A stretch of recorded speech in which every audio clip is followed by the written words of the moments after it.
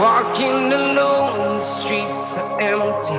The only thing I can see is my own silhouette. I'm getting stronger, step by step. The clock is ticking, but there's no time for regrets. I've been flying from ground to ground. London to Paris, all around the globe. I've been flying from ground to ground. We will fly above the sky. We are heroes tonight. Yeah. We are heroes tonight. We will fly above the sky. We are heroes tonight.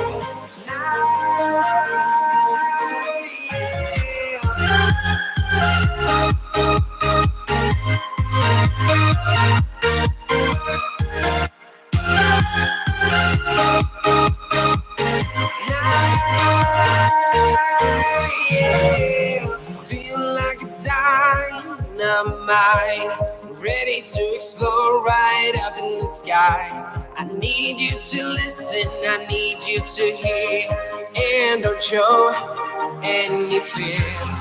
I've been flying from town to town, from London to Taiwan. I've been all around the globe trying to protect your soul. We are heroes tonight. We will fly above the sky. We are heroes tonight. Yeah. We are heroes tonight. We will fly above the sky. We are heroes tonight.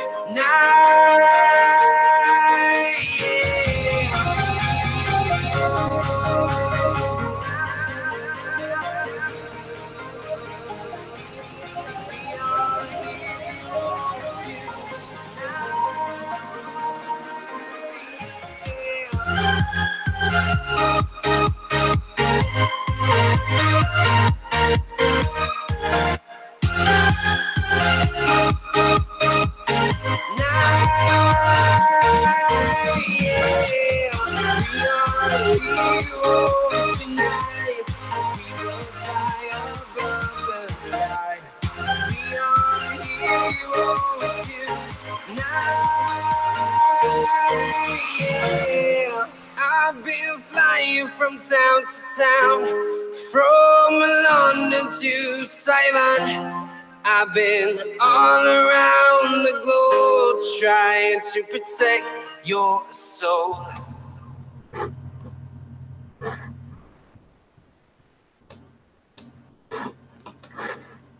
Welcome to the AfterMat, your source for WWE pay-per-view recaps. I'm your host, the People's Champ Cal, and alongside me, as always, I have my tag team partner, the Glamazon Delisha. What's going on, Delisha? Hello, everybody. Another Monday, another pay-per-view recap. Yeah, I think we were saying, like, it feels like it's been a while, but like Royal Rumble wasn't too long ago. But I don't know. I felt like it's been a while since we've done this. Yeah, I think it's because the last couple have been at like the end of the month, so we're not talking about it until like the end of the month. So I think that's why it feels a little bit more long than before. And today we are actually completing out our stable with our roving reporter, the man who usually covers the Rollins report or the Lesnar report, but neither of them were featured on the pay-per-view. So why is he here? Well, he had nothing better to do, but we still love him anyway. Here is sporting his, is it that MWO shirt? Is it the NWO? We'll find out in a second. Here's Tom Zambino, the Road Raider himself. I'm here because someone has to bring the snark attack. I think if you saw my live tweeting yesterday, you'd probably know I wasn't too thrilled with this pay-per-view, but we'll get to that in a little while. But yeah, are you wearing your Merle World Order shirt or the NWO shirt? Yeah, I don't actually have an NWO shirt, so this is the closest thing I have. You got like black out that extra like whatever you call it, the swoop from the M, just making an N, and then you need to like white out. And then when they do the collider again, you can just like white that part out again, and then you'll be fine. Or I could just make a sticker that I can just change the center letter to anything I want. That'd be too easy. What's the fun in that? All right. Well, anyway, today we're going to be covering. Oh wait, let me say hi to some people in the chat. We got Big Time Gaming. What's going on? We got Sidewalk Close, probably logging in from the wrong thing. Dub, how are you? And Bobby Grenade, welcome. So we're going to be talking about Elimination Chamber 2019 today, and we're coming up on the end of the season for AfterMat, and you know what that means. AfterMat awards are coming up, so stay tuned to our Twitters and stuff like that. If you want a vote for a category that we should talk about in the AfterMat awards, give us an idea. If you've seen what we've covered last year, I think we're adding best entrance this year as well. But yeah, as for this pay-per-view, we're on the second leg of the road to WrestleMania. We got one more stop to go before we get to WrestleMania, and it's kind of the most uneventful, in my opinion, road to WrestleMania that we've ever had. But we'll get to that and how we feel about it. But what were you guys' thoughts? I'll start with Tom, because we haven't heard from Tom in a while. Tom, what were your thoughts about Elimination Chamber without giving anything away? Without giving anything away, it was fine. It was better than I expected. My expectations were super low, aside from the two chambers. So, not terrible. That was like the funny thing is that your name is Tom, and when you did that side thing with Tom, it was kind of like Tom from MySpace. If anyone's old enough to remember MySpace, there's Tom, and I was like, this could actually be Tom from MySpace. We don't even know. He just dyed his hair a little bit, grew out some facial hair, and now he's. Hey! I told you that in secrecy. Oh, sorry. But before we go to deletion, I want to talk about some people that we talk about. Before we got to the pay-per-view, a lot of people on my Twitter were hitting up saying, "Oh, we're not looking forward to this pay-per-view or anything. It looks so bad." And I was like, I'm actually a fan of this pay-per-view, but I guess I misspoke. I meant to say I'm a fan of the Elimination Chamber concept. It's one of my favorite pay-per-views alongside Royal Rumble and Money in the Bank, concept-wise. So I wasn't really even sure what matches were on the card, to be honest, besides the two Elimination Chamber matches. And I actually didn't even know who was actually in each of the matches. So that was kind of funny, too. But I just knew there were two Elimination Chamber matches, and that's what I was looking forward to. Hey, Cal, yeah. I'm not sure some of the competitors knew they were in matches very long before the actual Chamber match. That is true, too. That is very true. So we're going to go to deletion now. What are your overall thoughts of the pay-per-view before we get started breaking it down? Overall, I thought it was good. Like Tom, I was only looking forward to the two chamber matches because the rest of the card didn't really interest me. But there was some quite few surprises in there that made me go, yeah, all right. I kind of like what they did there. So I wasn't bored throughout the whole thing, so that's always a plus. And I feel like there were some safe choices, but some of the way they went about some of the choices I liked. So I think overall, safe doesn't necessarily have to be a bad thing sometimes. We're going to have to come up with a new name for you. Like, I know we were just talking about this on texting like a few minutes ago about how to come up with a really good name. So we got to make you like the pre-show queen or something. But like, we'll come up with some clever title because Tom and I usually don't watch the pre-shows. I don't even realize they're on because usually I'm finishing up I usually live stream from 4 to 6 p.m. Eastern, and then I have dinner. So I think the pre-show starts at 6 p.m. usually. So I'm missing out on the pre-show. And then I guess when WrestleMania starts, the pre-show starts at like 11 a.m. Who knows? They have a whole day thing of WrestleMania when it comes to WrestleMania. So your work's going to cut out for you when it comes to WrestleMania. But I think the pre-show you're wrong. The pre-show for WrestleMania is starting right now. Oh, it's starting right now. Well, there we go. Yeah. I hope you're watching. I'm watching it right now. I hope you have 2 screens up right now. The cruiserweights are actually doing the WrestleMania match right now for the Cruiserweight Championship. So we're gonna find out who about that. Oh, I guess we'll get into that, but I have a real gripe about that. Yeah. So yeah, that brings us to our first match, which is the pre-show match, which features Cruiserweight Champion Buddy Murphy and Akira Tozawa. Akira Tozawa. I wasn't sure if it's Hideo Itami or Akira Tozawa, but yeah. So Akira Tozawa, right? Is that what you said? Yeah. Yes. So go ahead. Tell us what happened in this match. Yeah. So what had happened was I kind of forgot that the pre-show was on. I don't remember. I don't know what I was doing. Oh wait, yeah, I do. I was filing my taxes. And then I lost track of time. And then I looked up and it was almost 7. So I missed most of the preview. So I had pre-show, so I had to go back and watch highlights. I caught the end of it. So I caught Murphy winning, which I guess we all knew. Well, most of us knew was probably happening anyway. Because unfortunately, Akira Tozawa was pretty middle of the pack. he's not really one I see them putting the title on anytime soon. Although I think he is a former cruiserweight champion, but it was so memorable that I forgot about it. But I do know a couple of good spots was after a couple of times being successful of diving onto the ring with a suicide dive, Murphy caught Tozawa and did like a suplex onto the ramp. And then there was this crazy spot. I don't know what it's called. Did I write it down? I don't know what Akira calls his move, but I think he was like doing some jump off the top rope to land on Murphy, almost getting the 3 count. But of course, it was like 2.9 to get the fans excited. And then I think Akira went for another. Actually, that's what I wrote down. It's something called his octopus lock, which I forgot. I don't remember what that looks like. But I did see Murphy reversing that into Murphy's Law and therefore winning the championship. And that's all we have to say about this match because that's all WWE cares about it on the main when it comes to the main shows.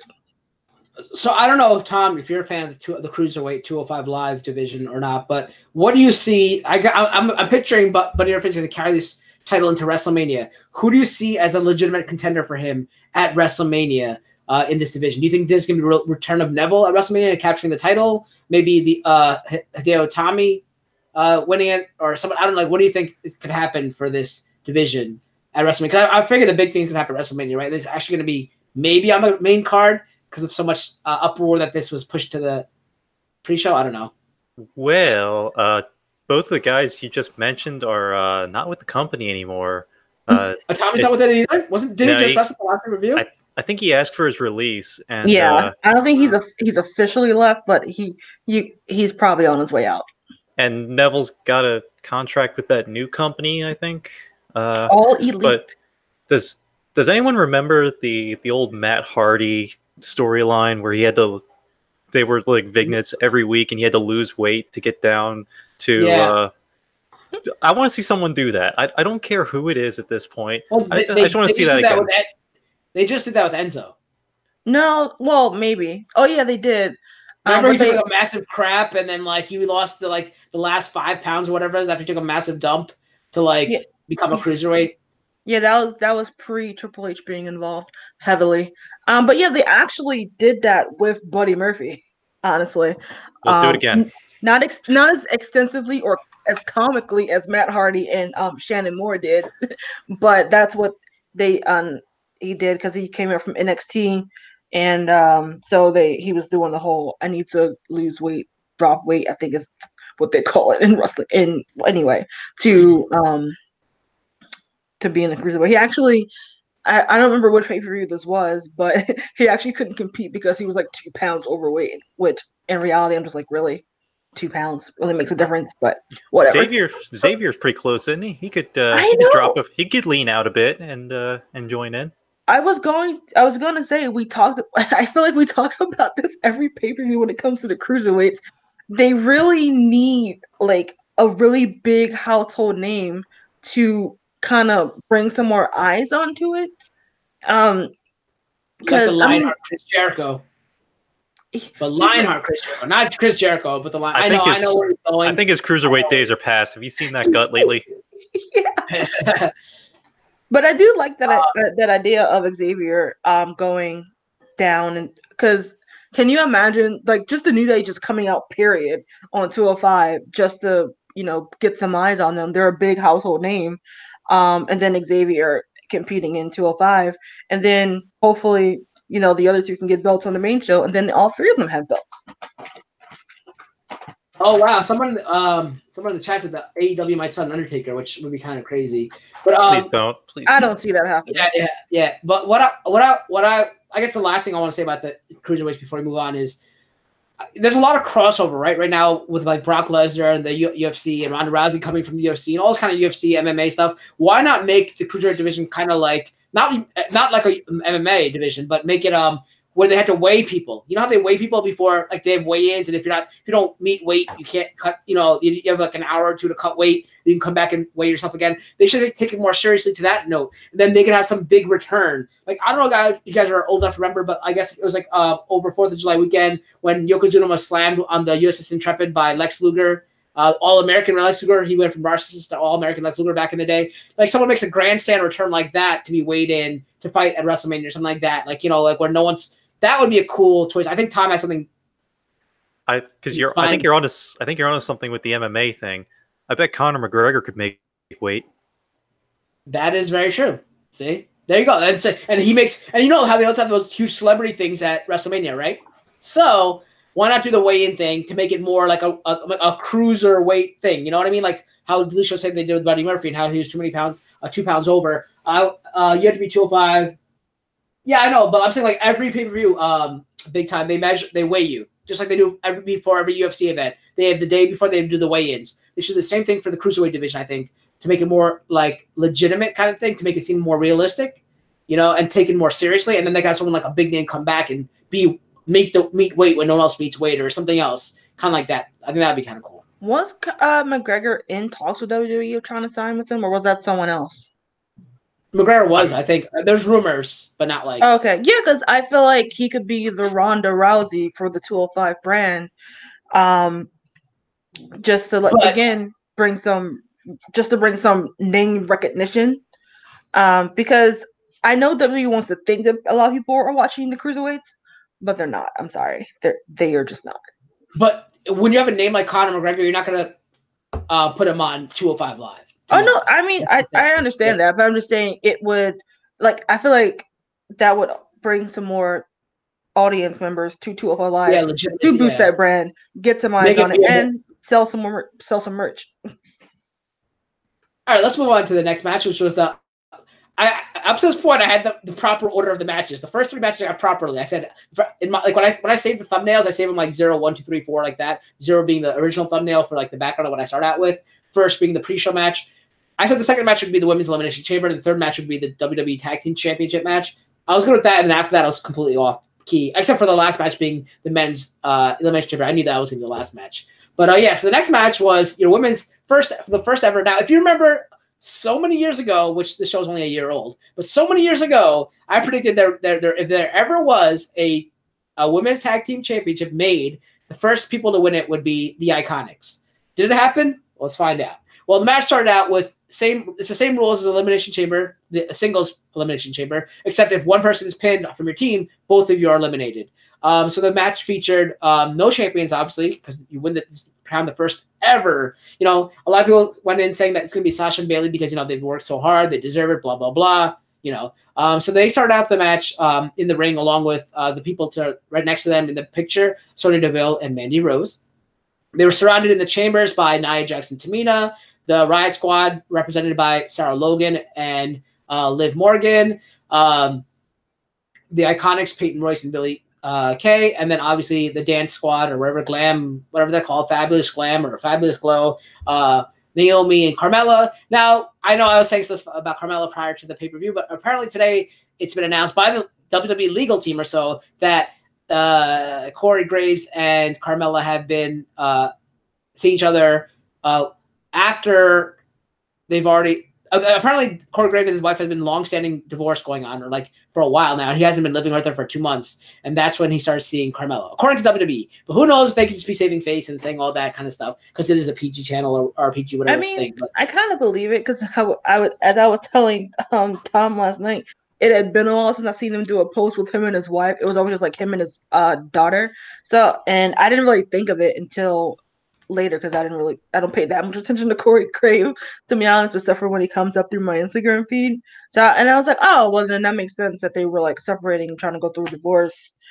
I mean, it is what it is. These people are human. I mean, I feel like they still don't deserve to be attacked on Twitter and like receiving like nasty chains of, well, I almost said text, but not text, but like Twitter feeds or whatever. I mean, these people are still human. Yes, they're on our TV for our entertainment, but you know, they have their own lives to live. So I don't really go much into WWE rumor mills because, you know, as with any fandom, it always blows out of proportion no matter what's going on. Like, so I'm just like, whatever. Well, we knew the chance for her to come. She actually got a boo. So you heard boos and they're coming out, which is kind of nuts. But the match started off with the squad with Mandy Rose and Sonya Deville and Sasha and Bayley. it continued on with, I think the Riot Squad came in next, followed by the Iconics. And it was just really good action, I think, overall. Like, I always say when they put too many women in the ring, there's always it starts getting sloppy. But this was actually a nice, clean match throughout. One of the best spots. Like, I think Big Time actually tweeted me about it during it, like that I'm loving it because the Iconics are looking good. They're going to get a huge spot. And, you know, they've been much like New Day, have been a much comedy relief or a comic relief throughout all like the last pay-per-views. So, like when they came out for the Royal Rumble, they're like Iconics or whatever they want, or maybe it was the women's first ever battle royal, whatever the one, I think the one Nia Jax won, and everyone just turned on them and just threw them out kind of thing. Like, it was kind of stupid. Like, they've always been like comic relief. Yet they do pick their moments. And they did have a good, awesome pin of, I think they were pinning Naomi. Naomi, okay, yeah, when they did like, it was like the roll up and then like the sunset flip into another, like, you know, into the whatever, like a back, what do they call it, bridge pin as well. Like, that was nice to see. So they eliminated Carmella and Naomi. So do they suffer for the sins of their men? I don't know. Carmella with Corey Graves, and of course we heard what happened with one of the Usos as well over the weekend. So they were eliminated first. Then I think after that, Tamina and Nia were the last ones to come in, I guess, right? And they started eliminating people left and right, which included the Riot Squad and then the Iconics, which left 3 teams left, which were the original 2 starting teams and then the Samoan specialists. And I think this is when Tom texts me. He goes, "So how do you think Tamina is going to lose this match for them?" Like right when that happened. And what happens is it was a really good spot. Like Nia runs at Bayley. Bayley side, like, you know, swoops out of the way. Nia goes through the glass, and then everyone teams up on Tamina. And they pin her. My one gripe with this is that as soon as the pin happened, I tweeted about this right away. As soon as the pin happened, Nia was fine. She got up, walked out on her own volition. They should have sold it better. They should have definitely sold that better, which brings me to a poll I had later on in the evening that Tom and I were talking about as well. But they should have sold that better because if that really took her out of the match, why she get up 1 second later after the pin happened? You know? And then she was actually carrying Tamina out of the ring kind of thing. You know what I mean? Like, that was kind of stupid. Which that left the last 2 people in the ring where some people are thinking, hey, maybe Sonya and Mandy will win this because, you know, they've been working pretty hard and such. But, you know, a lot of people were like, you know, they have to give to Sasha and Bayley because they're like the representatives of the women's evolution kind of thing. And eventually, you know, I think Bayley got hurt in the corner or something, and then they started double teaming Sasha, and Sasha finally broke free. Then they did a cool double team move where I forgot what it was. Maybe there's like a code breaker or something, or a backstabber into a Bayley to Bayley, and that was cool. And then it was just back and forth action until the worst ever submission happened. Where was the torque? Like, you know, where was the torque? I think like I was like, how did that, like, Sonya Deville coming from an MMA background and such, why is she getting hurt by a move that doesn't even seem to be hurting? And then that exact moment, Tom texts me going, where was the pain in that? Like, I'm like, did you see my text? Did you see my tweet 5 seconds ago? Like, so Sonya Deville tapped out to a move that had no torque, nothing. It was awful. I mean, but, you know, and then Sasha and Bayley, you know, the crowd's mixed because, you know, they're cheering for Bayley, but they're kind of booing Sasha at the same time, that they're your first ever women's tag team champions. Well-deserved, maybe. I don't know. What do you think? Delicia, you've been following the women's evolution. You did a talk about it on After Talk as well. And maybe you can talk about After Talk at the end of this episode because I think you might be in talks with Nicole about the next After Talk. But how do you feel about Sasha and Bayley? I know you're huge fans of them becoming the first ever women's tag team champion. Would you have seen that on somebody else, or were you happy with what you saw? I don't know. I'm kind of mixed on the one hand, I'm happy for them because I do believe that they deserve it. They've been championing for these belts for the longest. And they work well together, obviously, because they've been friends for so long. But when it came down to her and Sonya Deville and Mandy, I was kind of like, it would kind of be cool to see Mandy and Sonya win because that'd be a little chink in the fans' plans because we're all gung-ho for Sasha and Bayley. And then I think if I heard correctly, I think the belts are going to float between the 2 brands. So I figured if those 2 won it, actually, to be honest, I really thought it was going to be Nia and Tamina just to get more heat on them. And then WrestleMania, Sasha and Bayley wanted to get that WrestleMania moment.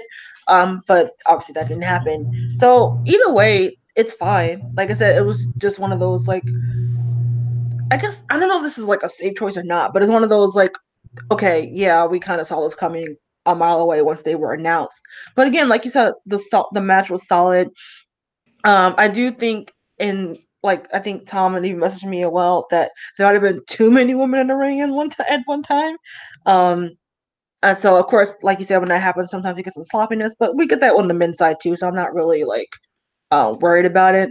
I did like Naomi and Carmella's coordinated entrance. I thought that was pretty cool, and they actually look like a pretty solid team as well, even though they were just thrown together. So you would never have thought that they had never teamed together before. So I really like that, and that has some promise as well if they want to keep that up, to keep the tag division going because they're gonna need something to keep it going because I think as far as it's only a few legit teams on each brand, so we're probably gonna see some call-ups pretty soon, especially after WrestleMania. So all in all, I'm kind of excited about these tag team belts, and I'm just hoping that it gets handled well.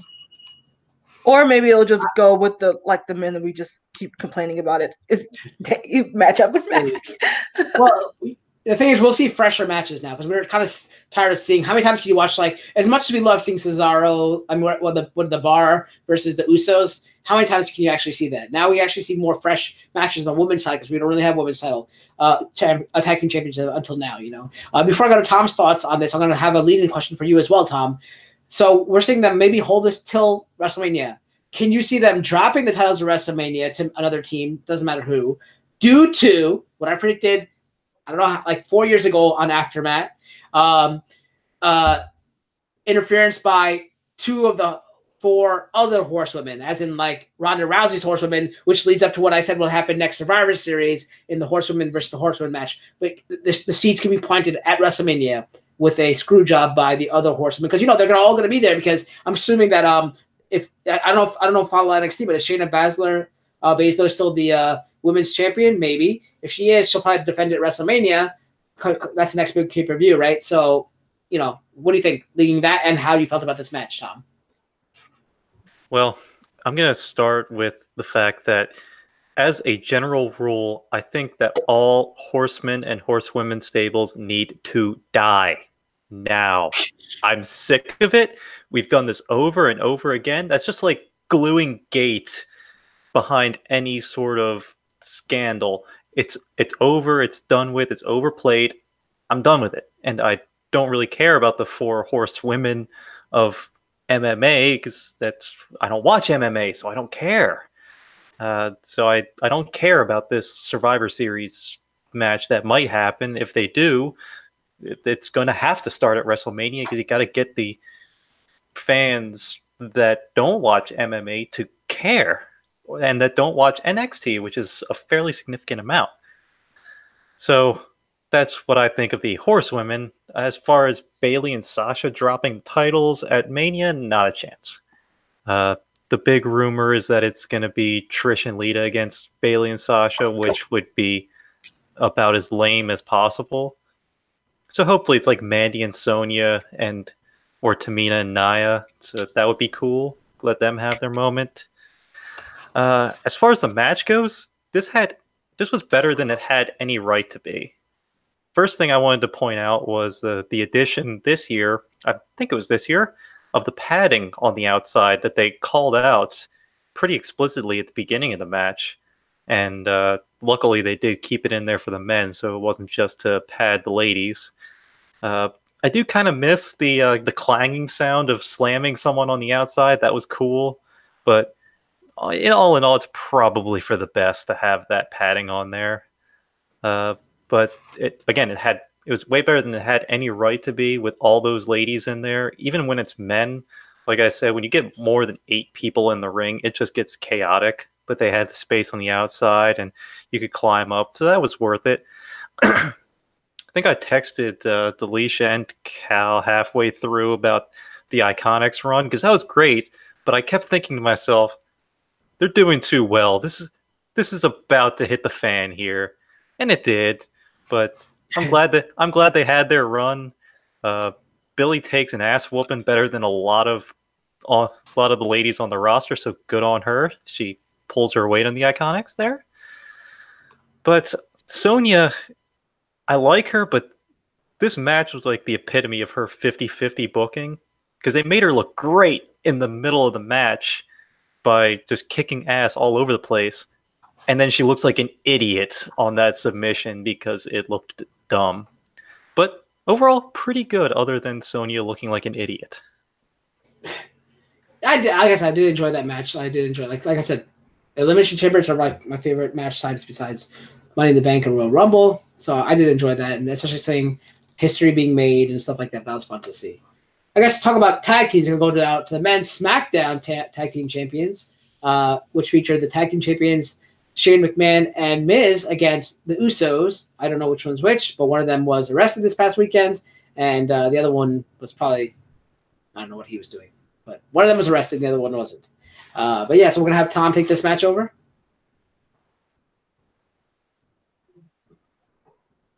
Sorry, I was still on mute. But so yeah, this match was a thing that happened.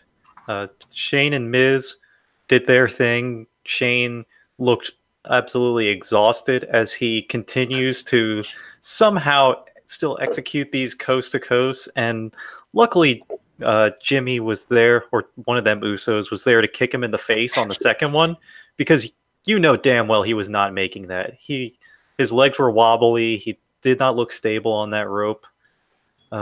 Same with his elbow as he put.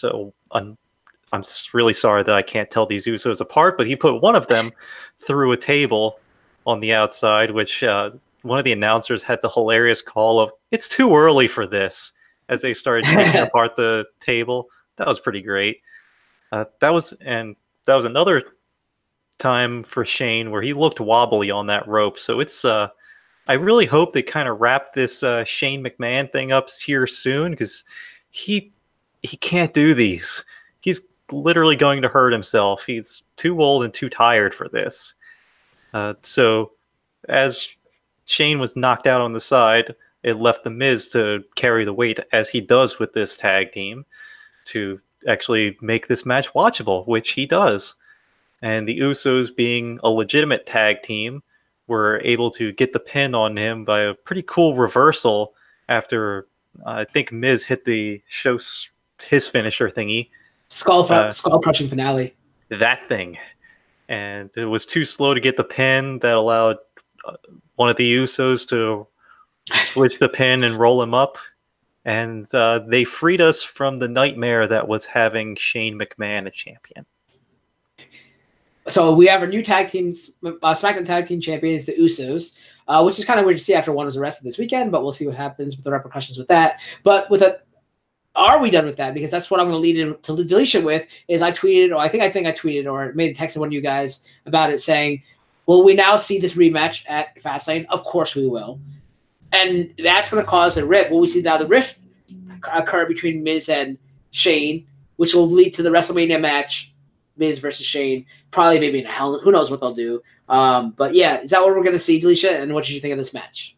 You know, that's what we're going to see. As Tom was saying, I hope this gets this over quick. And I'm just in my head going, you know, this is going to WrestleMania, which is, like I said, been saying the last two pay-per-views, that as long as this gives us back heel Miz, then it's worth it. Because otherwise it was not worth it. But yeah, and to go back to Jimmy being arrested, it was pointed out that last year when Jay had a DUI, they still won the tag team titles. That paper, I don't remember what pay-per-view it was, but they won that tag match. So I guess them being punished is mute. Also, there was a stupid rumor about them being intentionally wanting to get arrested to get released from WWE, which is probably the most, I think actually Tom shared that with me, which is like the most stupidest thing I've ever heard. I was like, there's more, as me and Tom point out to each other, there's more easier ways to get your release from WWE, and which we both brought up the issue of smiling at Vince the wrong way or the right way, I don't know. So it's, yeah, for those who thought that was true, you guys are stupid. TMZ, you're stupid. Anyway, glad to have the belts back on the Usos. They continue to work great matches no matter who's in the ring with them, and with us having some some other tag teams here on the roster. Sanity, I'm pretty sure it's still a team, even though I don't think we've seen them in like 2 months. We do have Heavy Machinery, maybe. I don't know. And then but we also still have the New Day and the Bar and other legit great tag teams on the roster. So it's interesting to see what we get coming down the pipeline. It's interesting to see two people who both have, I guess, DUIs or whatever, taking the championships into Fastlane. WWE Fastlane, where cars go fast and you drink. And if a family-friendly channel, whatever. That's what we're saying. But that brings us to our next match, which the bookers were probably intoxicated when they made this match, which was your IC Championship match, which was a handicap match for no apparent reason other than Bobby Lashley had to find a way to lose this match to Finn Balor. So what happened was Bobby Lashley was your Intercontinental Champion. He had Leo Rush with him. If either of them were pinned, they lose the match there. And the challenger was Finn Balor, regular Finn Balor, no extra attribute points or anything, because like I was telling Big Time Gaming when he tweeted about why is Finn Balor not Demon Finn Balor, because obviously he gets extra attribute points when he's Demon Finn Balor. It's because they have budget cutbacks. They don't have pyro anymore. They don't have set production. They're not going to waste time to hire a body spray paint artist to give him extra attribute points. And does that count as performance enhancement drugs? Who knows? I don't know. Maybe that's the new thing. They're going to have the wellness policy against spray paint, body spray painting. But we're going to let Delisha take this match for the IC title. They wouldn't have to. One more thing, sorry, is that when you put, I was telling them when you put Finn Balor, I think he was put into a downhill stretch, he grows more abs. But on they also wouldn't have to hire another makeup artist on account of, I think, much like Jeff, I think Finn does it himself. Or maybe he asked Jeff to help. I don't know. But I do remember back in NXT there was like a video of him like painting himself. But I digress. Plus you don't need to waste that on this match. Because this match was a waste, to be honest. Not that I don't like all the people involved. It's just that they really haven't built them much. They just threw the IC title on Bobby to give him something to do. They put Finn in this match to give him something to do and to make fans happy of giving him some sort of title. Spoiler alert. But this there's only really like 3 highlights of this match. Is that first we get Bobby Lashley just being dominant because you have to make the strong guy stay strong on Finn and Finn not getting much offense in the meantime until Leo. Actually, no, I'll go back to that until Leo gets in the ring, and then that's the only time Finn gets any offense going in, and then but Leo always manages to get back to Bobby until the last maybe 30 seconds, okay, it's probably 2 minutes, where Leo got too big for his britches, as they say, and blind tagged in Lashley, which was foreshadowed in their pre-match interview when I think it was Dasha was interviewing them about the likelihood of them winning the match, and then where she called out Leo being the weak link, which okay. And then Leo was just foreshadowing, saying that those two are the dominant, and there's no way in heck Finn can win this match. And they just kept hammering that point home. So I was like, oh yeah, Finn's winning this match just because they keep saying that he won't. And then so Leo blind tags himself into Lashley, which Lashley turns around like, what are you doing? We got this in the bag. They do not. Finn suicide dives onto both of them off the ring. Leo back in the ring, coup de grace, Finn's our new champion. Yay. I don't know. This could lead to something good. But we do possibly get a breakup of Bobby and Leo because he just did a wrestling move on him, and then Leo was prone in the ring, which is, I think, a bad move on account of Bobby needs a mouthpiece. He doesn't have the greatest of mic skills. So I don't know what they're doing with that. But Finn's our new IC champion, guys. Thoughts? Yes, yeah, I kind of hope that they bring like more prestige back to the IC title. Like I really loved it on Miz because I felt like Miz cherished that title. He loved it so much. He had so much passion for it. Like he made anything that he held great, you know. And I feel like I was about to call him Prince Devitt. What's his name? Finn Balor. I feel like he could do the same thing if he cared enough to do it.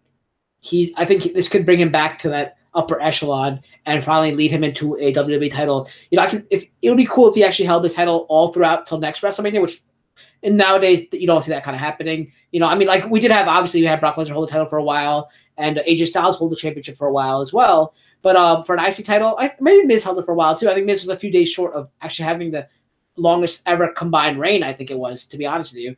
But if Finn Balor can hold it till next WrestleMania, and they can have one of those champion versus champion matches like they did with Hogan and Warrior, a la WrestleMania 6. That would be cool to see, just to bring him up like Isaac. I've beaten everybody at the IC level. I deserve a shot, kind of thing, and make him whoever wins the Royal Rumble picks the other champion. How it's Universal and whatever the other champion's called, the WWE champion. They pick that other one, and I was about to call him Fergal now. Finn Balor chooses the one who hasn't been challenged, saying like I've beaten everybody at the IC level. Give me a shot at that champion versus champion kind of match. That'd be cool to see if that happened for the thing, because I see like him being that person that goes to that level. I also do worry about his finishing move, because jumping from that height, and I feel like you could roll your ankle, maybe hurt your knee. I don't know. I'm always worried about his finisher, but I do like Finn Balor. I just feel like he's been held back ever since he did. He is the first ever Universal Champion.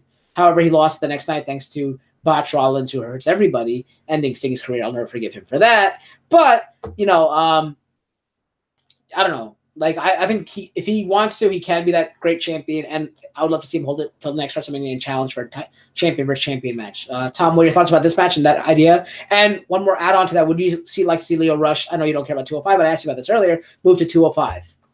He's already on 205. What she said. I don't know anything about 205. We'll go back. Neither do I. It's actually funny. I just wanted to point out that with your. It's funny because with your Chirinoi, it blocks out Lashley, so it looks like the IC title match was Lio Rush versus Finn Balor, which actually isn't a bad match because they're both. Leo's pretty talented, so that I wouldn't have been mad at that match. But go ahead, Tom. As Delisha said, and as the announcers said multiple times during the match, Lio Rush is a tremendous competitor. They said that about 500 times to try and drive home. Oh yeah, this guy's not terrible. This guy's not terrible. Guys, I know he's not wrestled here, but he's not terrible, we swear. So they really just spent the whole time trying to legitimize Lio Rush, which they could have done that, sooner, but this was a hack job match, so who cares? Or they could have just showed it, not just tell us. But Lio Rush was just there so Finn Balor could get some offense, and Lashley got to throw him around. That was literally all this was for. And, Lashley did a wrestling move, as Delisha said, on Lio Rush. So maybe they break up, maybe they don't. Maybe Lashley gets Heyman. Who knows? Who cares? I don't give a shit about Lashley. So Finn's the champion. Maybe he'll do the open challenge thing. That'd be cool. And, this match was a thing. All right, so that brings us to our next. So what I usually say are we have two main events, which are sandwiched in, and then we have a filler match sandwiched in between. This was actually a night of filler matches, as Tom texted me saying, hey, here comes the first match, and now the rest are all filler matches until we get to the final match, which I was like, normally, you have the, the one title match. What they used to do back in the day is what I call the buffer match. They have whatever one title, the Universal title or the WWE title. Then they have the women wrestle in between, and then they have the other Universal, either the Universal or the other men's championship title, basically. And they had that buffer match. This was basically a night of buffer matches between two elimination chambers.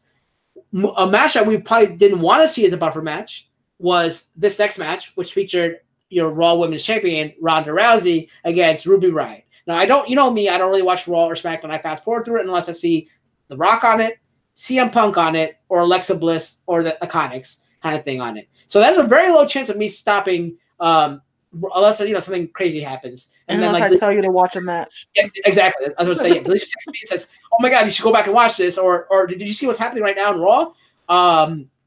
Then I'll go back and watch it. Yes, but usually I won't stop Raw. So I have no idea why Ruby Riott was there. Does anybody care? Because everyone knew she's going to be probably demolished. I thought maybe this match would last longer, but she came out without the Riot Squad, so I'm like, oh, maybe they're going to try to make her look strong.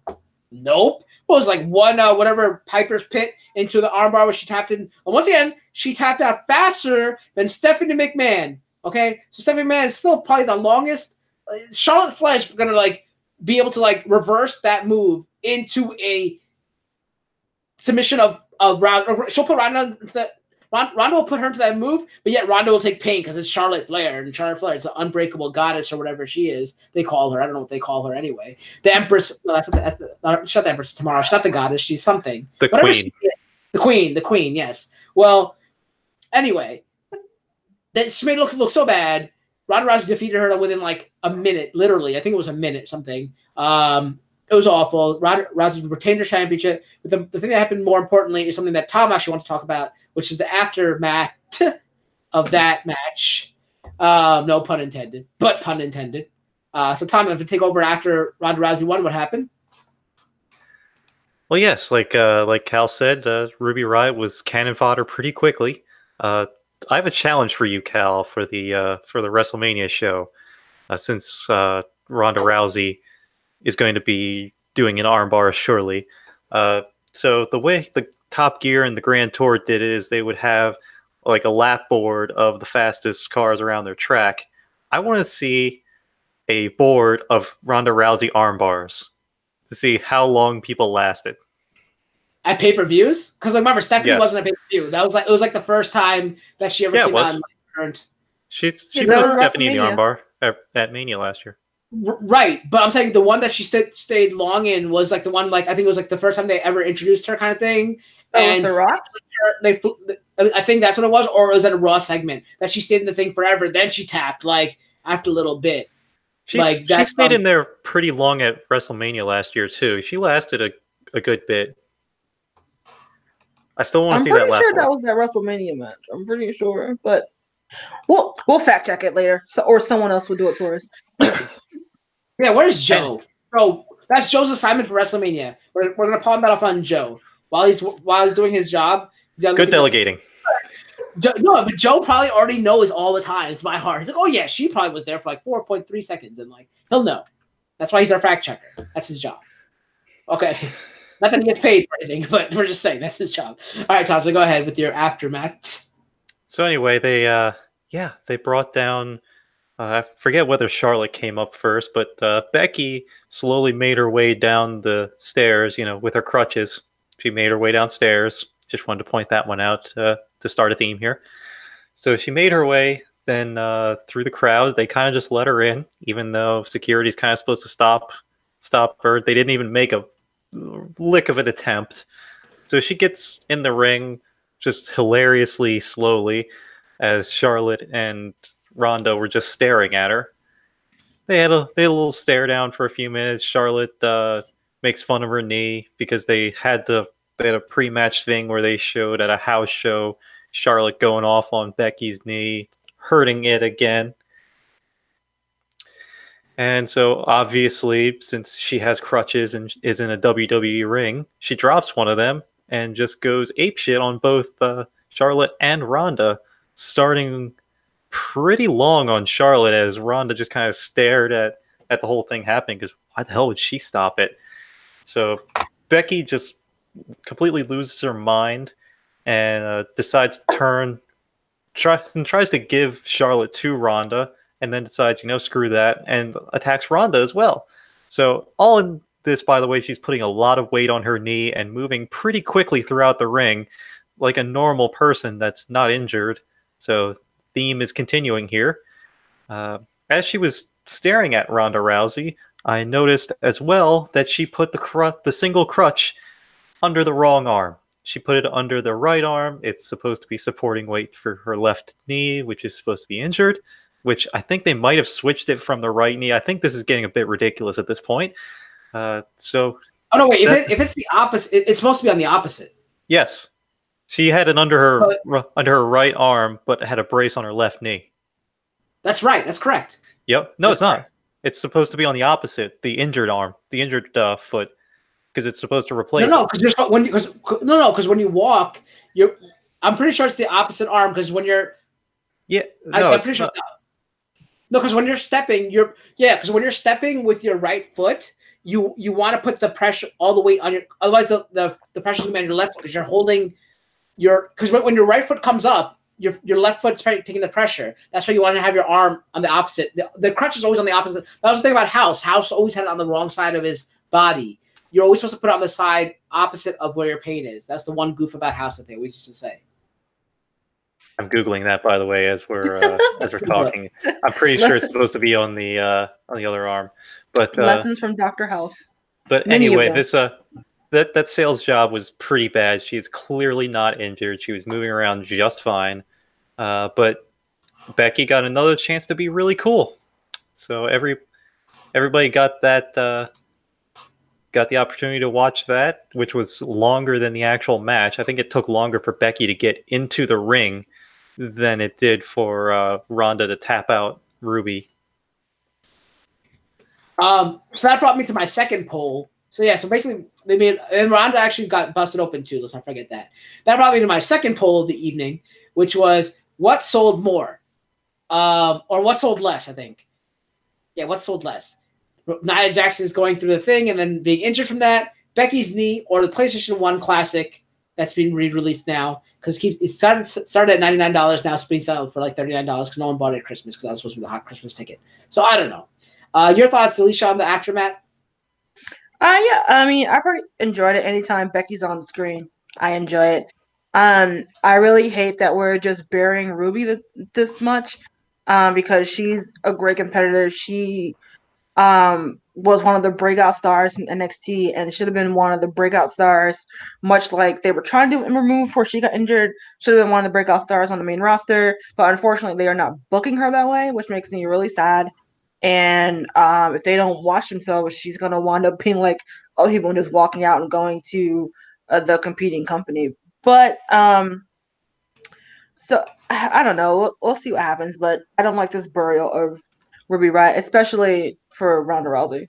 Like I knew she was gonna lose, so that I was already prepping my mind for that to happen, but it shouldn't have happened for 30 seconds or whatever. Like save that for like Alicia Fox or something like that. No gripe on Alicia Fox because I love her as well, but I feel like that's her role in the company anyway.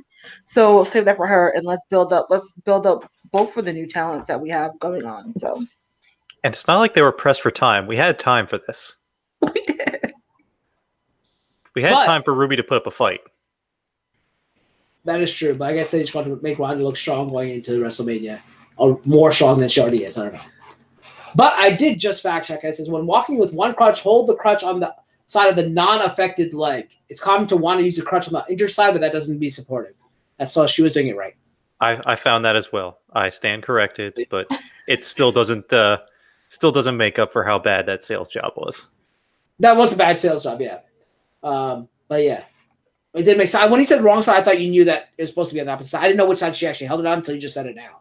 But yeah, so it's supposed to be on the side opposite of where the injury is.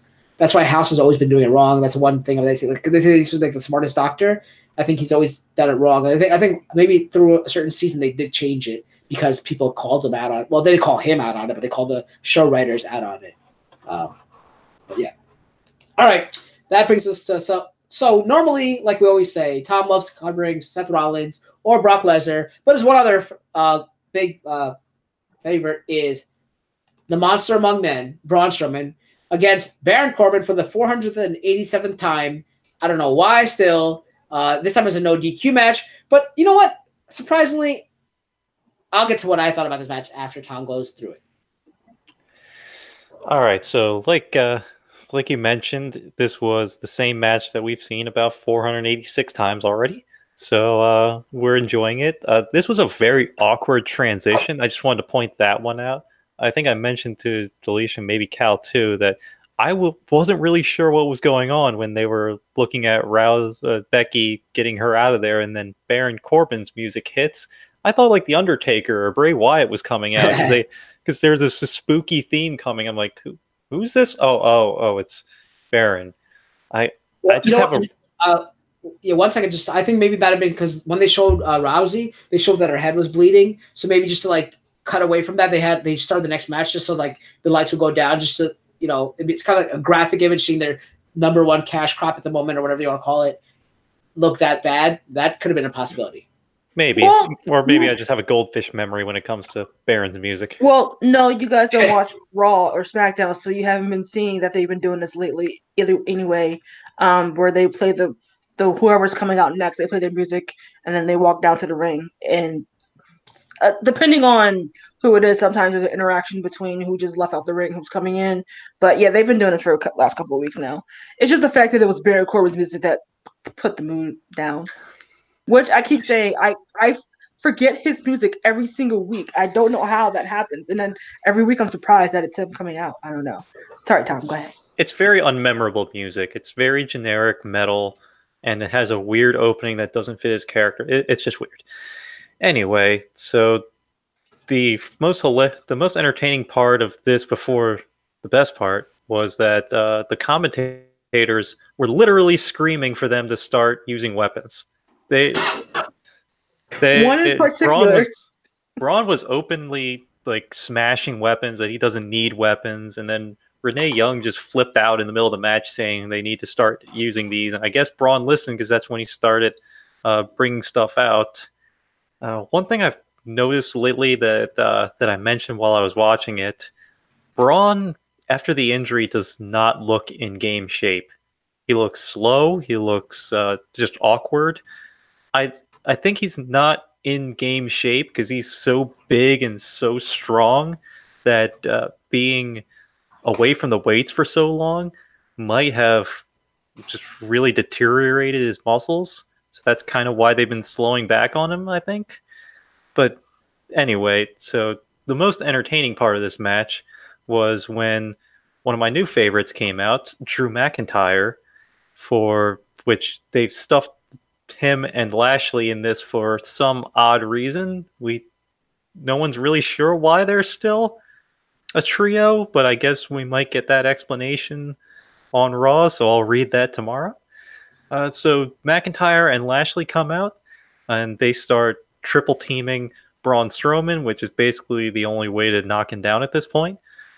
So McIntyre and Lashley do all the work. McIntyre does the cool Claymore kick on Strowman. Corbin does his pin, and we all move on with our lives. But no, you forgot the part when the Shield came out and powerbombed Braun Strowman through the double stack tables. They did Shield bomb him. It does take two guys of McIntyre and Lashley's mass to get Braun Strowman up. That's probably necessary. Unless you're Mark Henry. Or The Undertaker. Yeah, or Taker, yeah. And so before I did Alicia, a few thoughts. Like, I do love Drew McIntyre now. He's been great. Like, I wanted to see him win the Royal Rumble. Bobby Lashley, I'm still not a fan of. I don't think I ever was a fan of Bobby Lashley. The only cool thing I liked about Bobby Lashley was the point thing he used to do. I don't know if he even does that anymore.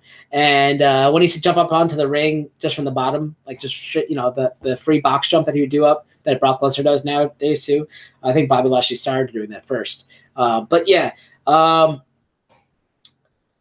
mean, Drew McIntyre is great. I don't know what Baron Corbin is still doing. I dislike Braun Strowman. I think Braun Strowman is the guy from that commercial for Planet Fitness? I pick things up, I put them down. I pick things up, I put them down. That's all he does. I don't know what Tom is saying that he looks different now. He's the same thing he's been doing for the last however long he's been wrestling for. I've never seen him do anything. The only good thing I've ever seen him do was that segment with Alexa Bliss where he's saying his shirt instantly gives 120% more energy or whatever power into it, because that's all he does besides put his arms up and scream at the top of his lungs. I mean, though I did have a great exchange with Braun Strowman, so I do have a place in my heart for him because he's hilarious with that exchange. Other than that, I think this is the same Braun Strowman we've always seen. I don't think he's ever been entertaining or anything like that. That's my opinion on how I felt about him. But seeing the trio, the new 3-man band, whatever you want to call them, we can call them a 6-man band because they're twice the size of the original people. Well, now Jinder Mahal is huge, but you know what I meant. Back in the day, Jinder Mahal. They're both huge now. Drew and Jinder are jacked. Yeah. So, yeah, I don't know. Like the new 6-man band, whatever you want to call them, 7-piece orchestra, however they want to call them, they will call them whatever they are. Now, I guess that's to give some relevance to the other two, because Drew McIntyre should be on his own. I liked him with Dolph. I like the Sid Justice, Psycho Sid Shawn Michaels angle or Diesel, Shawn Michaels angle, whichever bodyguard you want to talk about, with the Heartbreak Kid. I like that with Dolph Ziggler, but they broke that apart. But Dolph, and then now just put Drew on his own. Why with that? Why with them? I don't know. What your thoughts, Alicia, with this match and the new 7-piece orchestra? Yeah, much like they've done with Rusev, I really think WWE is missed the boat on Strowman. I know the fans, he's still pretty fan favorite. But I feel like storyline wise, when they should have put the belt on him and they didn't, they kind of missed the boat. And I do agree with Tom that he seems more like slow and not lazy. Because I feel like because I couldn't even do half of what these people do in the ring. But like you said, slow tempoed and maybe not fully with it. Maybe they rushed him getting back, or maybe he rushed himself trying to get back to not be all television for too long. But I don't know. They really could have switched this in the cruiserweight match, and it would have been much better. To be honest, this was a pre-show match in quality and in storyline and in tempo wise. Because like I said, we've seen it for the 14,900.6 time, and it's still boring. So I don't know why we keep getting Braun and Baron. It's not working. But then I also thought why maybe Braun's looking so slow. Maybe it says he just doesn't have chemistry or it fizzled out so fast. I don't know.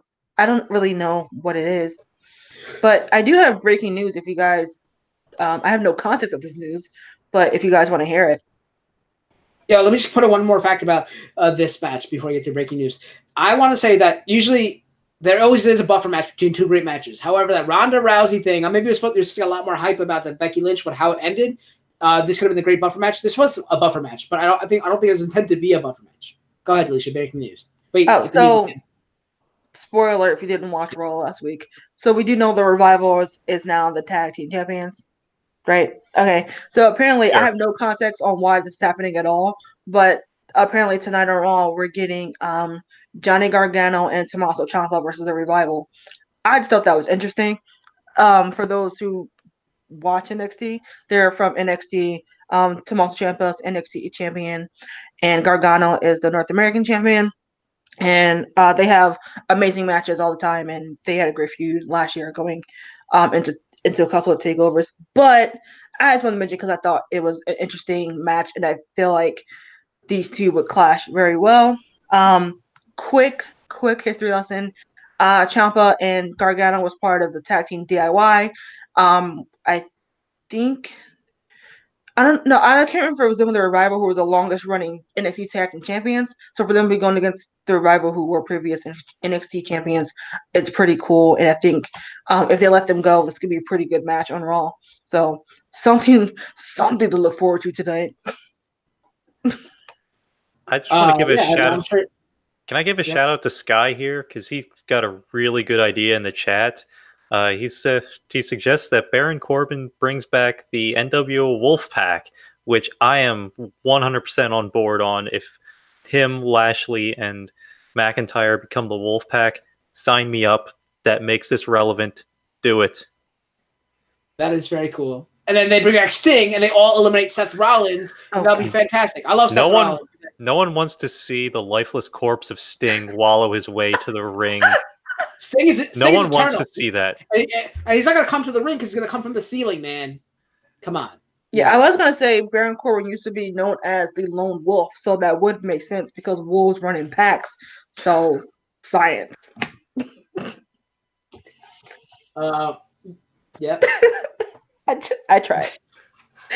Well, I mean, because I just said something about game. I just read a Game of Thrones quote in the chat. That's why, because Sky says like, isn't he supposed to be the lone wolf? And I said when the white wings blow, and there's more to that quote, but Ned Stark goes, when the white wings blow, meaning the Starks have to come together to defeat to make Sky.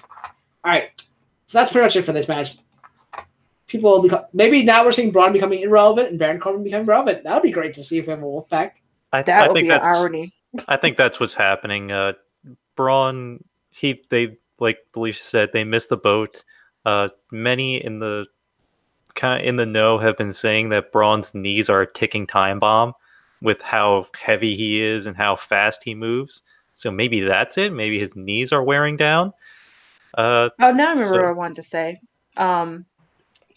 Last night because the pay-per-view ended so quickly.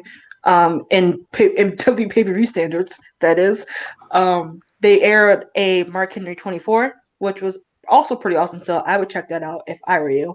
But it was the Big Show talking about one of Mark Henry's injuries, and he had a quote. He said, "For us big guys in the business, is not really that kind to us in the long haul. It does a lot of damage to their bodies. So we might be seeing that happening, even though Braun is still so young-ish, because I think he's only in his 20s, right?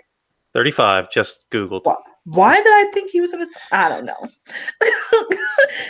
Anyway, maybe it was when he was like paired with Alexa. It just that mind. Anyway, but still, I mean, still young, but getting there in age and WWE standards. But maybe it's starting to get on that. Hopefully not though.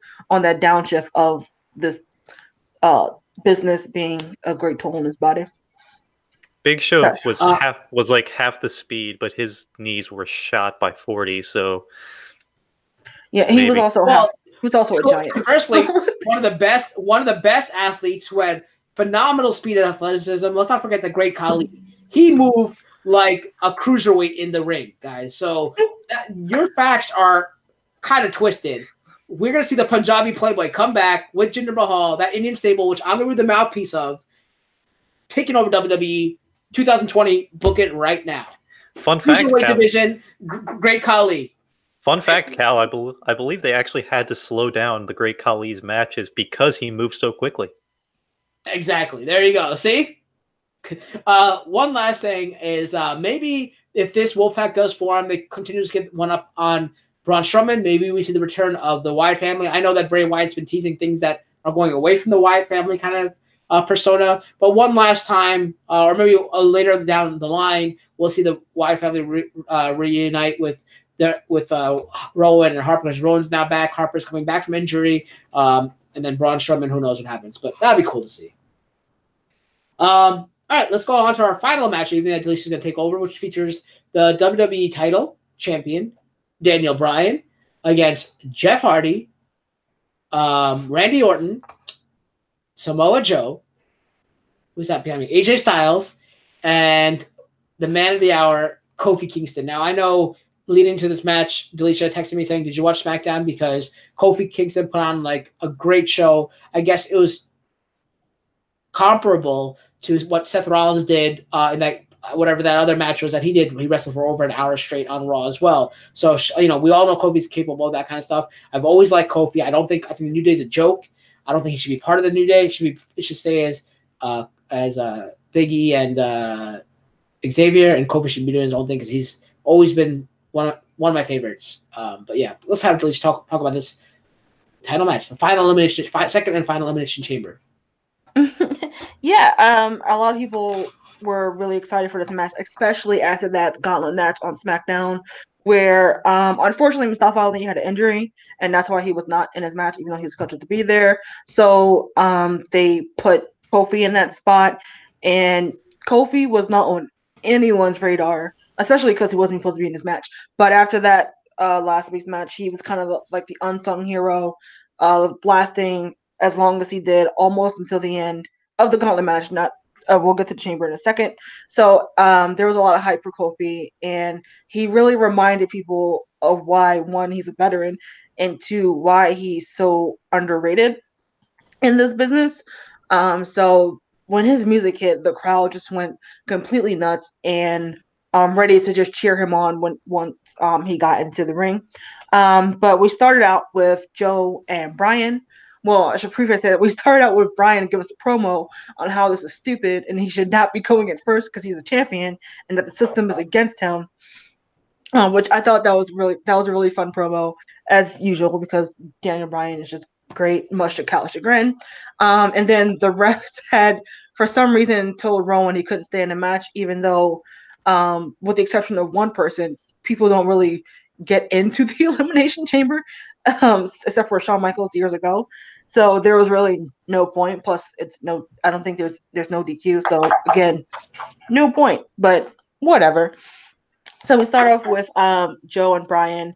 It kind of started out the way Brian did versus Lesnar, Royal Rumble, ish, I think, to where he just Survivor Series. Survivor Survivor Series champion versus champion. Yeah.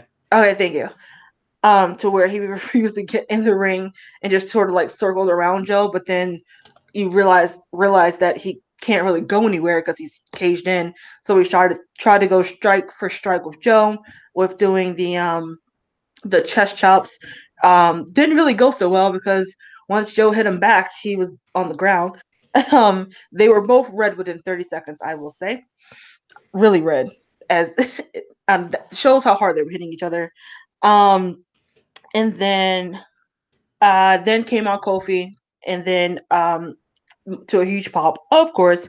He immediately goes after Joe and Brian with some kicks, and I think he did. I almost called it a phenomenal forearm. Not the right person. To where I think after that, Brian tried to avoid Kofi and Joe to hop onto the top of the pod to avoid them both.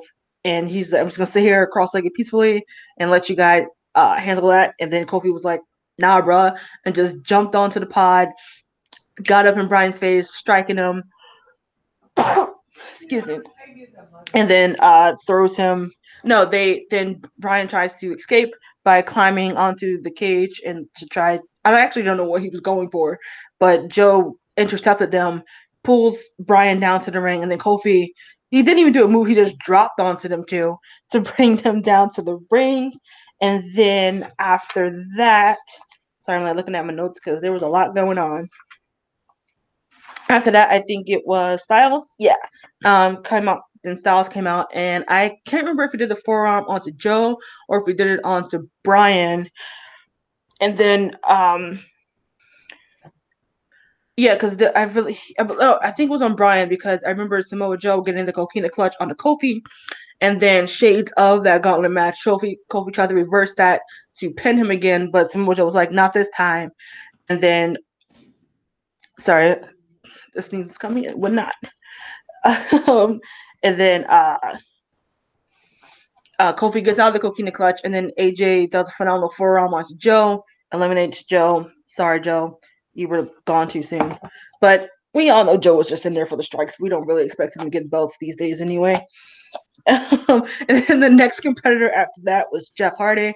I don't really remember much because he didn't. The only spot that's memorable from him was the Swan. It was I wouldn't say it was an interesting swanton, but I don't think he did that one before, to where I believe it was, correct me if I'm wrong, I think it was AJ on the turnbuckle, or it might have been Brian, and Jeff is on top of the pod and just does a swanton to the person who's on the turnbuckle, and then, no, it was AJ on swanton on to AJ who's on the turnbuckle, but then here comes Brian with a running knee to Jeff, eliminates Jeff, and that's really the only highlight that Jeff had in that moment.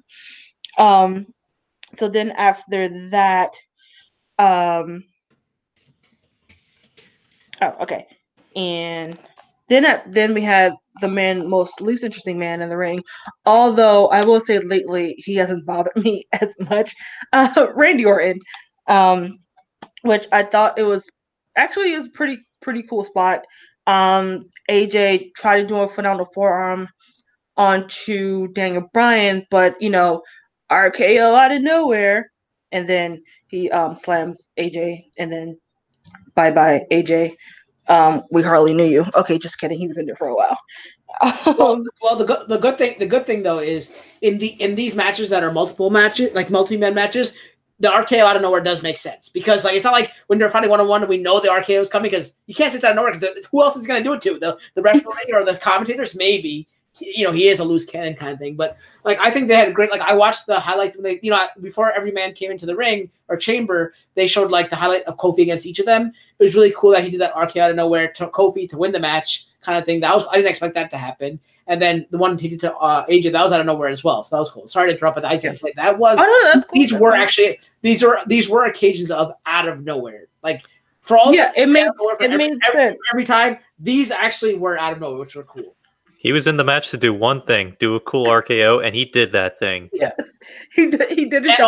And also slammed the ground without dislocating his shoulder like he did against Edge. Yeah, I did forget the another cool spot was AJ doing almost like he was hanging from the top rope, and I think I don't know what Brian was trying to do. I don't remember, but I remember he did like a double German suplex from him and Brian while he was hanging off the bottom of the. You just have to go back and watch it. It was a cool spot.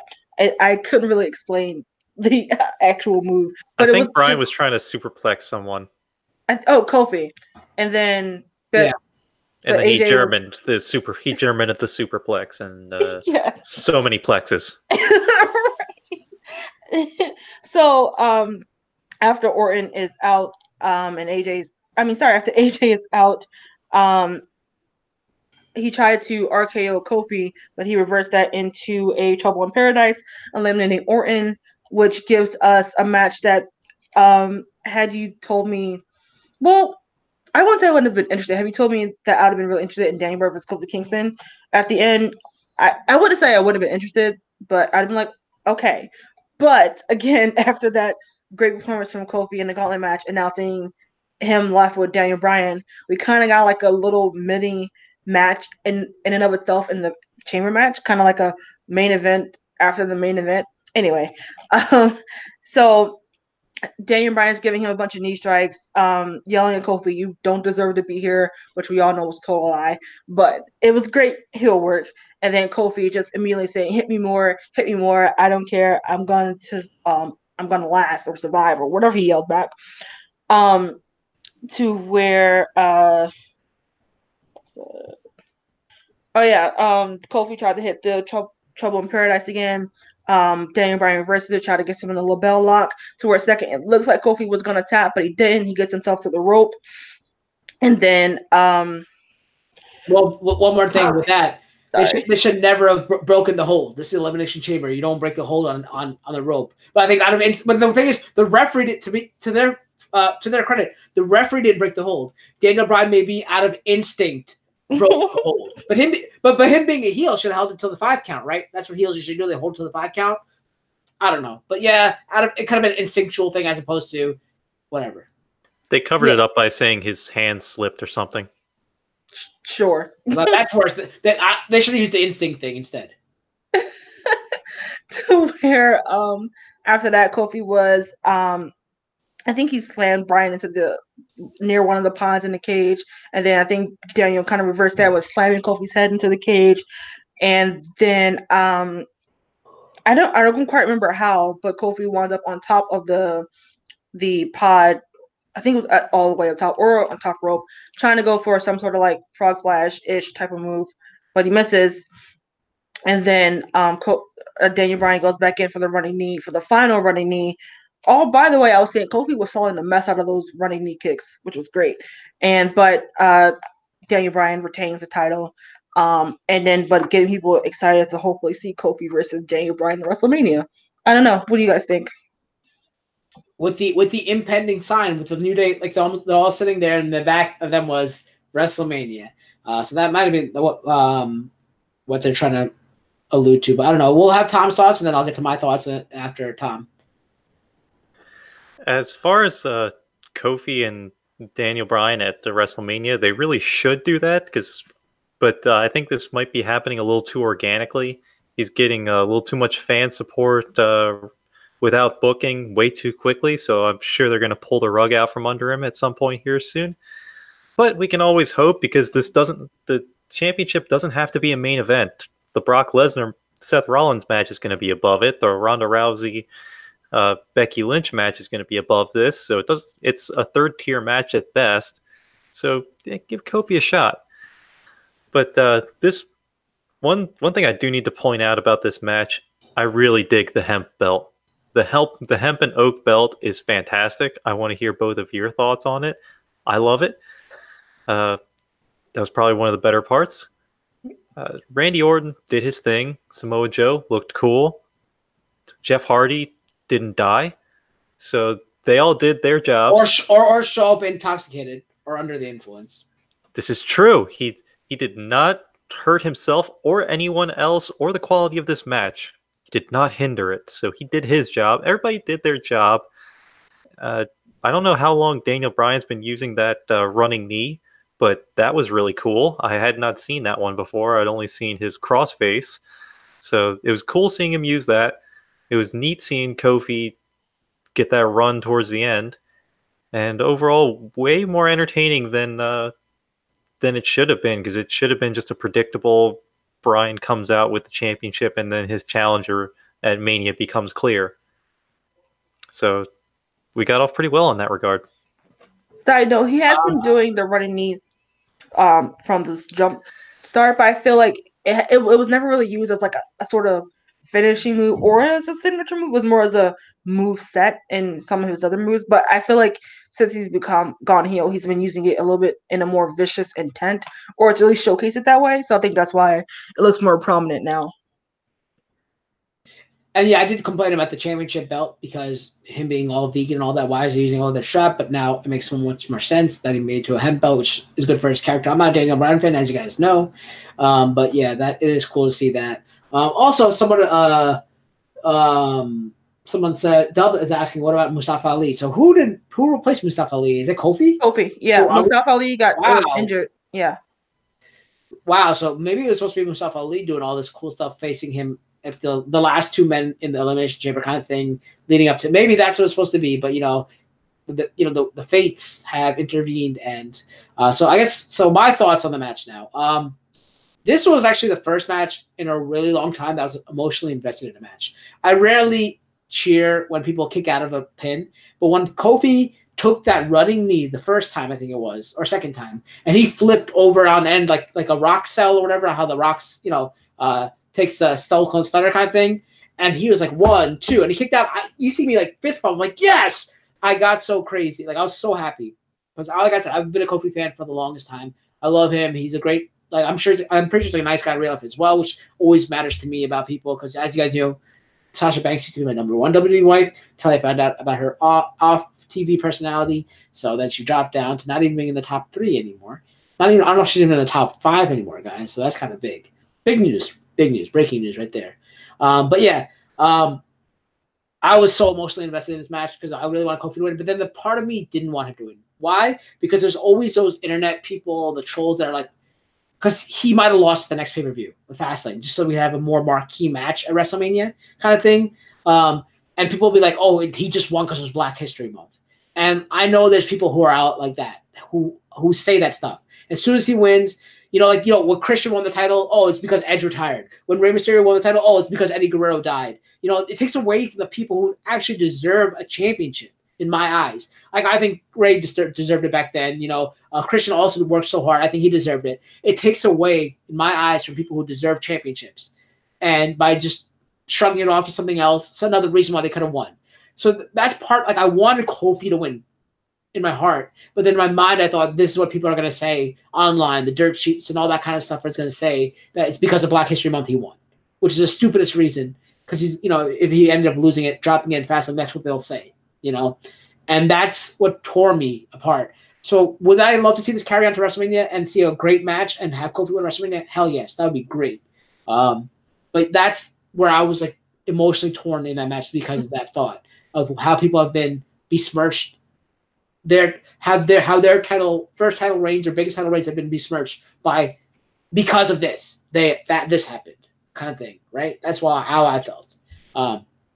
You guys have any thoughts about that, or should we go to our wrap up now? I was just gonna say I did like that touching moment of the rest of the New Day coming out, and you see Kofi was sitting on the step, and they're talking to him like you did great, you were awesome, and with the WrestleMania sign hanging in the background, hopefully maybe foreshadow maybe, but Tom's kind of right. He's getting too much of a fan push, and now all of our dreams are going to be crushed. But I do hope that this will put at least Kofi put his name in a hat to get a legit title shot.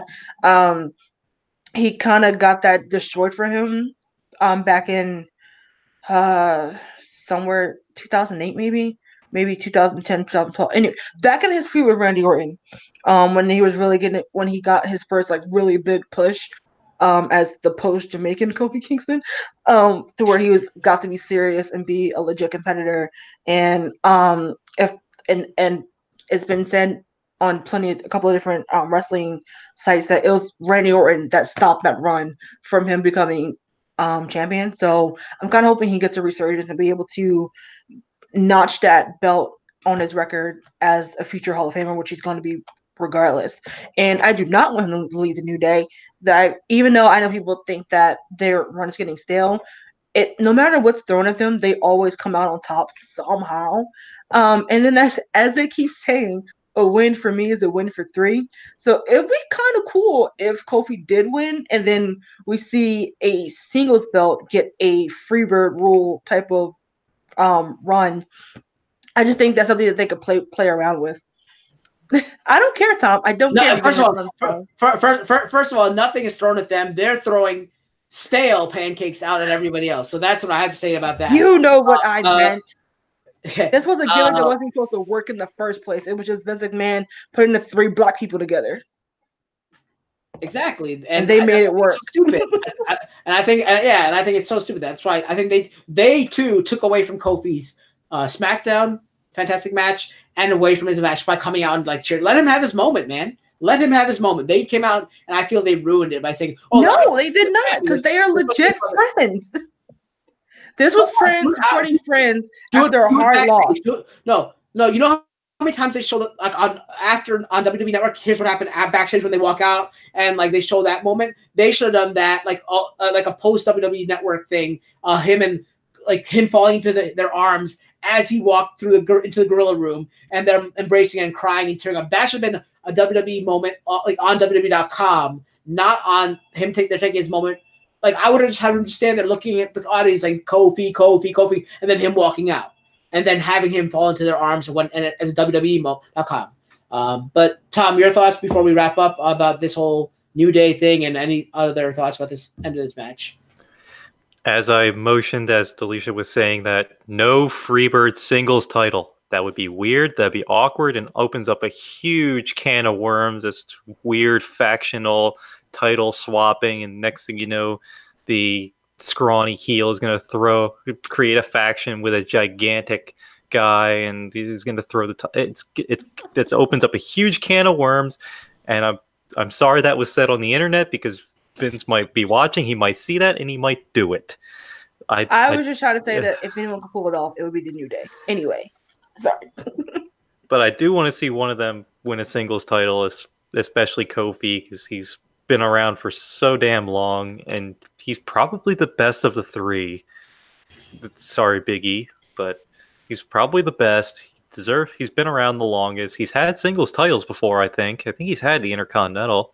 I think he's had both IC and US, I believe. Yeah, so he's qualified. I thought he had the European. I think he had the European title as well. I think maybe. Was that still around when he came? I don't know if that was still around. I don't know. Technically, the Intercontinental is European because Europe is a continent and it's intercontinental. But any other thoughts before we wrap up? So I'm going to go to the chat for a second because they gave us their overall things. Tom, anything else before I go for it? All right, so I want to thank everyone for joining us and being so active. This is a pay-per-view that I wasn't really too fond of, but we did have a lot of interaction from the audience, the chat, and I really liked it. There's some great ideas coming out of it as well, and I like to see the passion from Tom and I'm gonna say Tom and Kimber. So I'm so used to saying Tom and Kimber, but Tom and Delisha, because we have a lot of Toms in our group, so it's funny. We actually had a bunch at one location this past month, I guess. Oh, I guess 2, right? But anyway, it was great seeing this interaction from you guys and all your thoughts about everything. It's great to see ideas bounce our ideas off you guys, and you guys return it to us. It's awesome to see. But let's go to Slayterman for his overall low point, high point, and you guys can think about it as I read out the chat. Slayterman says low point was Ronda versus Ruby, as well as Braun versus Baron. High point was both Elimination Chamber matches, and he's giving a B+. So thank you, Slayterman, for that. Entertain says the low point for him was the women's tag match, which I'm assuming is he's talking about the Elimination Chamber match, which I'm surprised to hear that. High point was Finn Balor winning the IC belt, and his grade was a C. Thank you, Entertaining, for returning back to our wrestling family. I know you've been away a while and stuff like that. I hope everything's taken care of with all your personal matters, and I'm glad to see you come back. I hope to see you start streaming again and all that kind of stuff. But I love having you talk about wrestling because I know that's a passion of yours. So thank you for coming back. And Dub, also, thank you for returning for WWE. I know you're a big fan about it, even though you troll me about the best in the world tag team, being Shane McMahon and Miz. I agree with Miz half, but not the Shane McMahon half. Dub says low point was Usos against Miz and Shane. The high point was Balor getting. So a lot of people enjoyed Balor getting a championship, much deserved, and his grade was a C-. So thank you for that. Xavier needs a U.S. title run according to Dub. But yeah, okay, let's go to Tom first now. Tom, your thoughts, your low point, your high point, and your overall grade. All right, let's see. A low point, I couldn't decide between two things, between the Intercontinental title match and Shane McMahon existing. So I'm gonna give it to co-ownership of the Intercontinental title match and Shane McMahon existing. High point.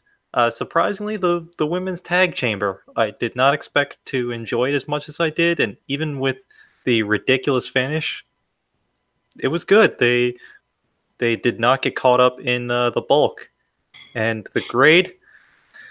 I give it a pretty positive B-. I'm gonna be nice today. I enjoyed it, and it was short. Also, Slenderman wants, yeah. Oh, we had to stay up to like 12 o'clock. I was like, oh, yes, I can go to sleep in my bedtime span, which is great for me who wakes up at 4 a.m. But yeah, Slater is also saying the high point is you still got a chance for the Miz when he had a baby, another baby. Delisha, your thoughts? We forgot to mention that Miz and Maurice are having another baby. Congratulations, guys! It's pretty quick, but I'm like, yeah, all right, nice. Probably because I don't care. Yeah, I mean, I care, but that's just me because I love them too. Anyway, low point. Tom took mine because it was gonna be Shane being in the match, but I digress. I'm just gonna go with the with Corbin and Baron. I mean, that was totally the same person. Braun and Corbin being on the main card for a match that should have been on the pre-show. And then I'm going to high point I'm just going to book in the booking of the book-ended chamber matches because we started great and ended great. Both chamber matches for the pay-per-view namesake were great. It's just the matches were in between that were up and down, or the lack of match we had. Looking at you, Rhonda and Ruby. Anyway, but yeah, so the two chamber matches are my high points because I think they booked those really well. And whether you agree or not, the right person won, and Daniel Bryan would have been great to see Kofi. Great, but like you mentioned, Kyle, it probably would have been tainted anyway, whether with bad booking on WWE's point or just bad fans. And Sasha and Bayley, they kind of deserve it. Whatever, we'll see. We'll see how this goes. But I enjoyed those two matches very well. But because of those filler matches in between, this this pay-per-view goes down the middle with maybe C+. Yeah, it was not a great review. It wasn't bad because it wasn't consistent. But so I go with C+ down the middle. All right. As for me, my low point would have to be I don't even know what to call them. I will call them the Bootios of the New Day. Xavier Woods, that's his name, Xavier Woods, and Big E Langston stealing the glory or stealing the spotlight from the man, Kofi Kingston, because Kofi Kingston should have that moment by himself. Them coming out, those two Bootios coming out and ruining the moment. That's my low point. The high point for me was the two Elimination Chamber matches, like most of you guys said. Those were fantastic. I enjoyed thoroughly. Although, I don't think Sasha and Bayley should have won, but, it's still great for them. The women's evolution, that's great for them. So that was awesome. Overall, great. I actually see eye to eye with Tom here. I didn't really have much hope for this pay-per-view when it comes, like I said, I enjoyed the actual concept of Elimination Chamber, but when I saw the card after I made up the thumbnails, I'm like, oh, this looks kind of awful. I wasn't too happy with it, but, it's pleasantly surprised, and we got a lot of great interaction from everyone on chat as well as on Twitter. We had a lot. I think I had so much fun live tweeting all this stuff that made this pay-per-view seem a lot better than it actually was, but I'm still going to give it a B- C+ rating because overall, it was somewhat entertaining. That Kofi really stole the spot. Me to be emotionally invested in a match again, that took a lot, and it meant a lot to me. So that's why I gave a huge boost. Whereas everything else, and the other women's match, obviously the women's elimination gave it a huge boost. Whereas everything else was pretty much a D-, but those were like A++, so it averages out to a B-, C+ grade for me in my part. So I want to thank Tom for joining us again. I know he's been on a little hiatus for a while, but you should probably see him a few more times now that we have WrestleMania coming up and the AfterMat Awards, and those are 2 big shows for us. So I'm hoping that he'll be able to join us for those 2, pending his schedule. But speaking of cars and such, Fastlane is the next pay-per-view coming up, and Tom does stuff with cars and sometimes popcorn as well. But I don't know if that might be in the horizon as well. So Tom, let us know where. That's a pretty good segue. I'm trying to make a segue out of here. Not the Segway scooter, a segue as in like a segue to you, because Segway scooter is still a motor vehicle in a sense. But I don't know. Go ahead, Tom. Where can we find you? What have you been up to? Before plugs, I just want to say that because of all the filler that was in between, and because of the small gap between the Royal Rumble and Fastlane before WrestleMania, why didn't they just do the 2 chamber matches and then nothing else? That would have been way better. Oh, you mean like before when it was just No Way Out before WrestleMania? Yeah, we'll still have Fastlane, but Chamber is like a mini pay-per-view where they just have the 2-hour-long chamber matches and that's it. That's a thought, yeah. Because the people who bought the tickets would be like, oh, we paid $500 for a travel package for 2 matches. Think about that. Obviously, you can do off-air matches too, but you know what I mean? Look at all the metal they get to see. That's a lot of metal for your money, sir. A lot of metal. Anyway, so you can find me on Twitter at RoadRaider3. You can go to my channel, Zed Reviews. I might do content soon. I might not. I have some time now. So I might start doing stuff. So keep watch. The Night's Watch as I flip over to Cal. That our segues are on point here.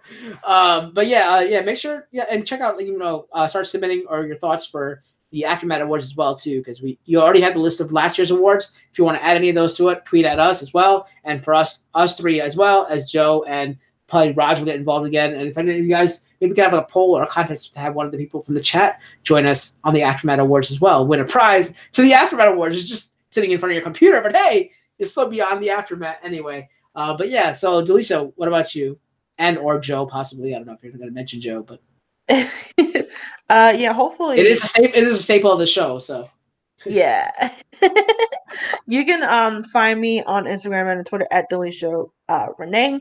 You can find Joe, our fact checker, who is more fact checking from the sidelines of a bus nowadays. You can find him on Facebook at Joseph P. Butler. And I'm still waiting for someone to tweet in or let us know in the comments that they tried to find him because he has a generic name. But I don't know how many gingers there are of Joe Butler, so that might help narrow it down. I don't know if that's a filter on Facebook nowadays, but coming soon, maybe. I don't know. But let us know if you try to find him on Facebook. And if you do, send him a friend request and see if he accepts you. And actually, if that does happen, and if he does, maybe I will send you a prize. You never know. You can also find me and Cal in the background and our co-host Nicole on our sister show of After Talk, where we just do a more long-form discussion on wrestling. Because as you see, we always get into tangents here on AfterMat because we're such even when we're hard on the product, we are all wrestling fans still. Because we're still watching it, people.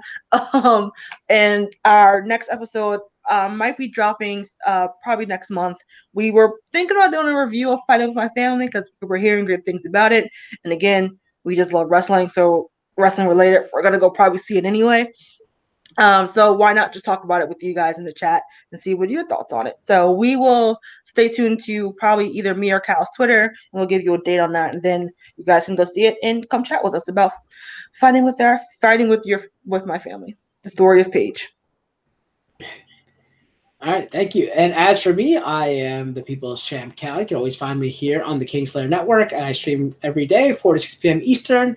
The next time you guys will see us here on the AfterMat will be March 11th, because March 10th will be Fastlane. Remember, that is the only pay-per-view I've ever given an F, and the F stands for Fastlane. So we'll have a repeat performance this year, possibly. Maybe we can add that as a new new award. Worst pay-per-view of the year, best pay-per-view of the year.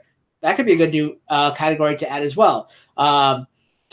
But yeah, that's the next time you'll see us here on AfterMat. But you can always catch me daily here on the Kingslaying Network, 4 p.m. Eastern, playing a lot of video games. Sunday through Tuesday, I play Final Fantasy VII. Wednesday, I play Ghost Recon Wildlands. And Thursday through Saturday, I play Fortnite.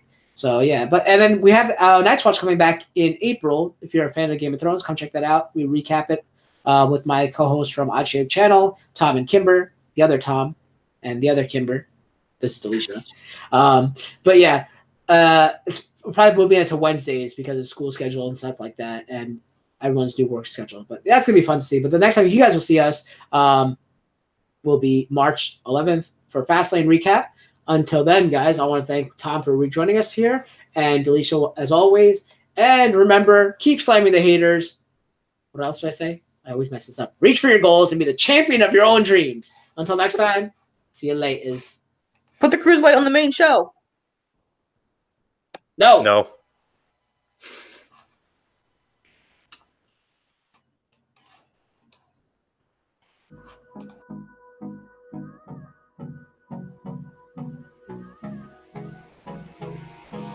Hold me close till I get up. Time is barely on our side. I don't wanna waste what's left.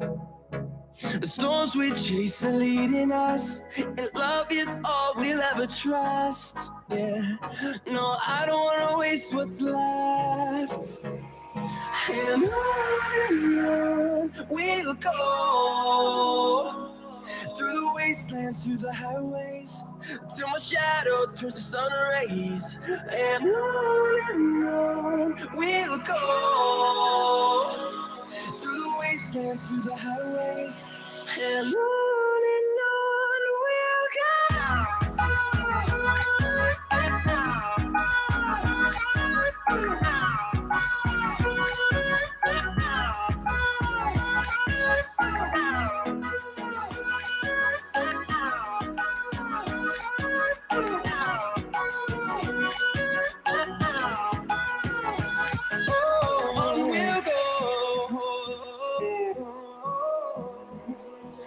finding life along the way, melodies we haven't played. No, I don't want no rest. Echoing around these walls, fighting to create a song. I don't wanna miss a beat. And on we'll go. Through the wastelands, through the highways, till my shadow turns to sun rays. And on we'll go. Through the wastelands, through the highways, and on we'll go.